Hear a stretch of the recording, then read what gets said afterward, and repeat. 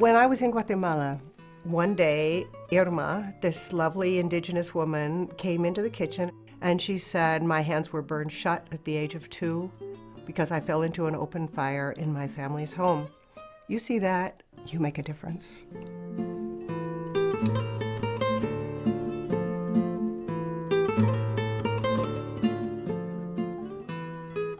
My husband was a physician, so after my husband died, I'd always wanted to go on a medical team, and I didn't think you could go unless you were a doctor or a nurse.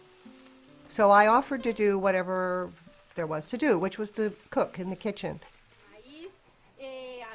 When I was in Guatemala, one of the things we saw was that the most dangerous activity a woman in the developing world can undertake is cooking for her family. Most of these women spend all day cooking indoors over smoky open fires. And most of them have a baby on the front or a baby on the back. So that baby is inhaling so much smoke it's equivalent to 3 packs of cigarettes a day. I saw babies whose lungs were so choked with creosote they couldn't intubate them. They couldn't put the tubes down their throats, and so they couldn't save the babies' lives. It makes me cry because I just think of how people live and how I live. I'd heard of fuel-efficient stoves. I knew that that was a way to get rid of those open fires in the homes. And so we started this initiative to establish factories to produce and sell stoves. And at that point, that was the beginning of StoveTeam International.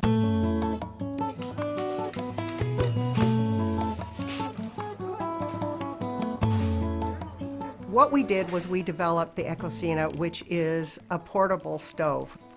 It saves 50% of the wood that's being cut. It saves 70% of the particulate matter and carbon emissions.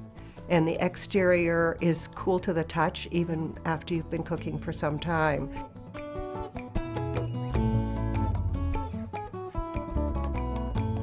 To date, we have started 6 factories in 5 countries.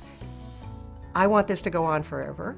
That's why we're establishing factories rather than just distributing stoves. We could have just distributed stoves, but I didn't stop with one factory. You know, I kept going. You know, I'm very lucky. I was left with enough money to do what I want. I don't know, this is what I want to do.